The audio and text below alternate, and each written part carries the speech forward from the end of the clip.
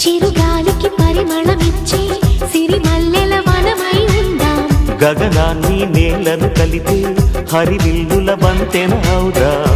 ఆనందం అంటే అర్థం మనమందా, ప్రతి పూట పాతై సాగే హుషారు సరిగమలో.